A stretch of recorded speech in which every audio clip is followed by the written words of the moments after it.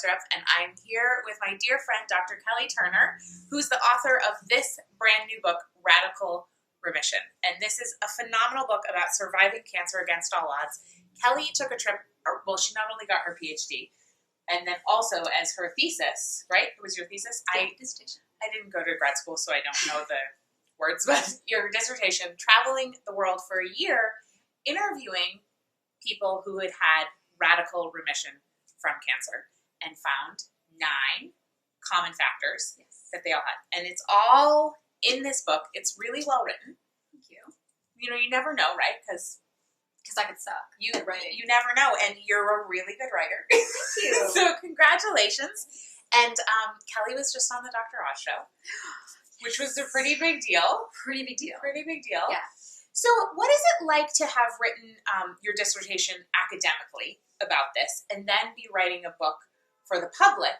For, I would imagine, obviously, cancer patients are going to read this book. Hopefully. But I think, obviously, because it's going to be incredibly helpful to them.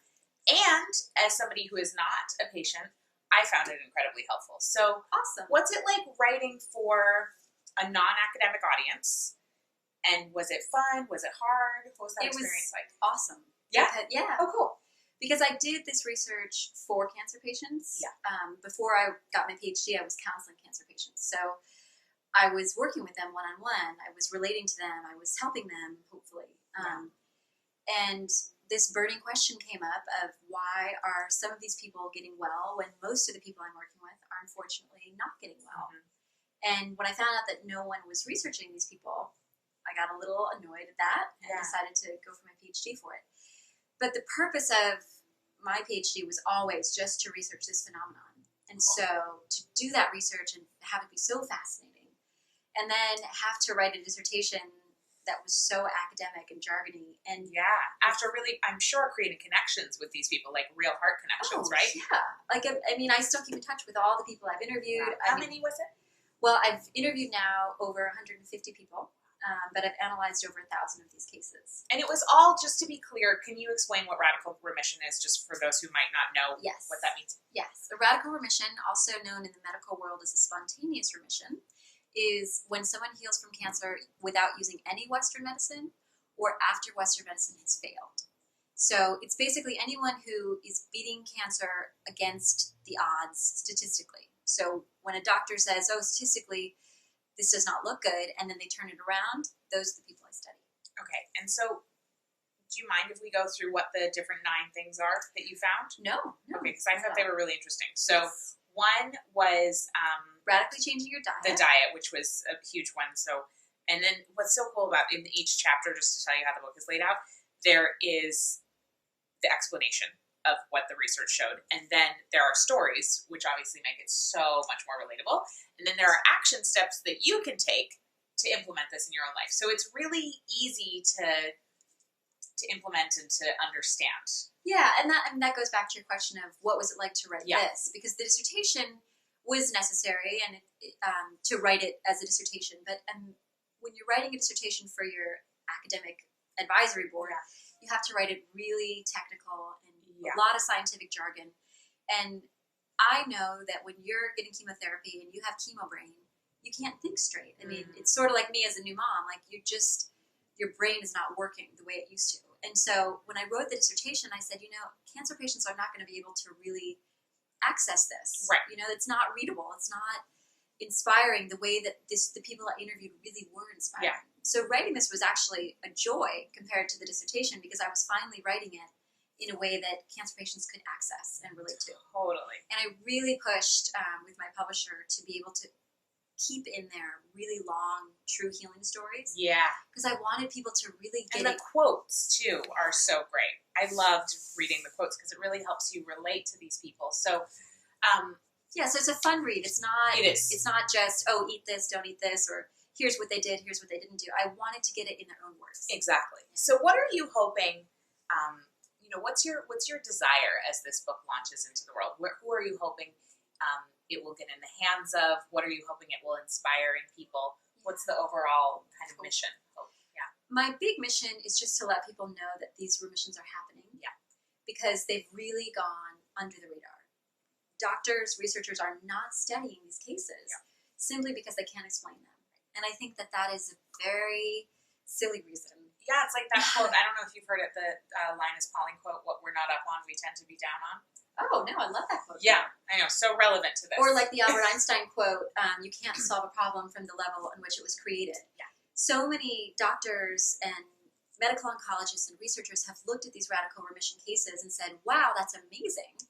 But I have no idea how to explain it. So I'm just going to moving on. Yeah, moving on. I'm just going to go back to what I'm doing. And that just wasn't acceptable to me. I said, we need to dig deeper. We need to try to figure out what's going on here. So my hope is that with this book, people will understand that these remissions do happen. Yep. They actually happen more often than we think. And that we have things that we can learn from these people. My research is not conclusive. It's not, this is the beginning part of the scientific method. So this is just collecting hypotheses, really. Yeah. But we can learn something from what these people are doing, and now we can begin to test it in real scientific trials. Exactly. Yeah. Now, as a new mom, Kelly has a beautiful baby boy who's sleeping in the other room, and we hope he stays asleep. And he's just a little over 3 months, right? Yeah. And also before that, I mean, she's married to an acupuncturist, amazing guy. You guys are super healthy people, conscious, try to be, all of those things. So from your research, though, is there anything in particular that you learned as you were doing your dissertation and then also perhaps revisiting it, writing this book, that you were like, oh, I really want to change that in my life, not as a patient, but as somebody interested in prevention and just overall health? Yeah. I would say this whole research project changed my life entirely. I mean, from a physical standpoint, I became vegetarian after doing this research, which was a big life change for me. I mean, I grew up in the Midwest eating meat at every dinner and a big glass of milk and everything. Wow. So it was a big change. Yeah. But probably what fascinated me most about my findings was that of the 9 key factors that these people use to heal, only 2 of them are physical. Okay, and those are the herbs and supplements, the diet and the herbs and the diet. Yeah. Okay. The other 7 are all mental, emotional, and spiritual. And so I feel like I was already sort of doing a good job on the food front for the most part, and was starting to take some good supplements to help add in what I couldn't get from my diet. Right. And my research really helped me take that up a level. Like I said, I became vegetarian. But realizing that so much of their healing was mental emotional, it really made me take a big look at my stress level, the lack of meditation that I had in my life, which now, thankfully, I have more of that in my life. Just really managing your thoughts. I mean, one of the people that I interviewed was a wonderful healer from New Zealand, actually a Qigong healer from New Zealand. Qigong's a Chinese medicine practice. But she said that true Qigong is being in control of every single thought that you have every single hour of every single day. And I was like, whoa, I am not even aware of all the thoughts that are spinning through my head at lightning speed. And she said it's one of the hardest things to do, but if you do that, your whole life will change. And that's what you found in your research with patients. Right, is that these people made radical changes. The reason I call it radical remission is because they radically changed their lives. They radically changed their diet. They radically changed their emotional world, their spiritual world. They made big, big changes. So looking at, I don't remember how you worded it, but the chapter on releasing emotion, or what was it? Right, that was an interesting finding. Releasing suppressed emotions. Releasing suppressed emotions. That one just really, when I was reading through, that one really rang true for me, because having been raised by my mom, the mind-body connection has been something kind of integral to my understanding of the world, and really that piece of the emotions that we suppress and that we aren't actually actively feeling and moving through do manifest themselves in physical ways in the body. And there's a quote, and I'll put it below the video because I can't remember who it is, but my mom quotes it all the time, and it's that cancer is a physical manifestation of a sort of like a metaphor for the soul's intense need to grow. Oh, wow. I totally butchered that quote, but you can get the point, and I'll put it below. Yeah. So what do you think about that? Well, it's You know, it's interesting. You have to walk a fine line. You really do. I in know. this research, because the idea of blaming someone's cancer on their emotional life is a very tricky subject. Yeah, because there's so many different factors, right? And there's toxins in our environment. There's, of course, genetics and... Yes, and viruses and bacteria. We know that toxins cause cancer. We know that different viruses and bacteria cause cancer. So to say, again, that's why I say my research isn't causal. These things didn't cause the cancer. But these are healing tools that these people use that all have been shown to boost your immune system and may help your body fight cancer. And so when it comes to like the key healing factor of releasing suppressed emotions, it's not so much to say, oh, by suppressing emotions you got cancer. That's not what we're saying. What these people that I study say is that if you find emotions that you're holding onto from the past, typically regret, resentment, anger, even fear, anything that you're holding in your body, even fear about the future, anything that you're just holding onto, that can hamper your immune system. That makes perfect sense. And so our immune system is how we fight cancer. So anything we can do to help our immune system get stronger and more active is what they said was the most important. And so when you look at it from that lens, you're not blaming yourself. You're just saying, my job is to boost my immune system as much as I possibly can. I'm going to eat my greens. I'm going to take my vitamin D. And I'm going to make sure that I'm not holding on to any anger. Clearing out emotions. I love that perspective so much because I have talked to people who have studied about the mind-body piece and have felt like, oh, well, I caused my illness somehow. And that actually, just even that thought would suppress the immune system. Right? Exactly. So it doesn't help. Right. So I love that. The other pieces that I loved are, there's the chapter on community support and making sure that you have that around you because so many studies show that builds your immune system, right? Yeah. And again, the people that I study, they are not necessarily people who read all the studies and said, oh, I'm supposed to do this, so I'm going to do this. A lot of them just sort of worked on their lives and did things that made them feel happier and healthier. And one of the common threads was increasing social support. And we, as a scientist, I know that studies have shown that a lack of social support or a lack of community or loneliness can lead to an earlier death, more disease, and a reduced, compromised immune system. So it's no wonder that sort of just by their own exploration of health, these people found that getting all of this love from friends and family really helped heal them. Well, and even, in your own life, Erin and Kelly, again, just recently had a baby, and you guys moved to Park Slope instead of being inside Harbor because you were feeling like there wasn't that community, right? And so you do make those choices. Again, like, we can make these choices even if we're not patients and if we are patients, and it helps either way. Right? Yeah, yes. Obviously. All of these things, all of the 9 key healing factors, again, are working towards boosting your immune system. Yes. And so if you have cancer in your body, you're going to want your immune system as strong as possible. For sure. But if you're trying to prevent cancer from accumulating in your body, then you also want to have a top-notch immune system. So all of these tips are it's sort of like a blueprint of how to lead a healthier, happier life. Yeah, and really nothing in there that I found was, like, I didn't read anything and think, oh, that's going to be really complicated and hard, It really, the bullet points were like, oh, yeah, I could keep a gratitude journal. I could reduce the dairy in my life. Well, I don't really eat dairy, but still, those things really, really helpful. Yeah. So, I mean, I think I was sort of expecting to find that these people, took some crazy herb that was $500 an ounce and that was their magic thing. And that would be hard to find and very expensive.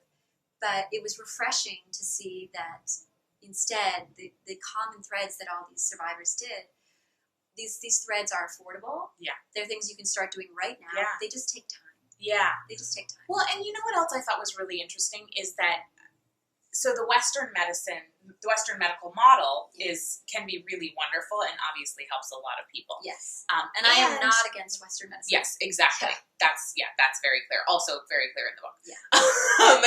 And so, but what's interesting is the Western medical model is very much like, this is the cure and we're looking for the cure. And what you found is that pretty much all of the people you studied used some combination of all of these 9 key factors. So it wasn't a silver bullet.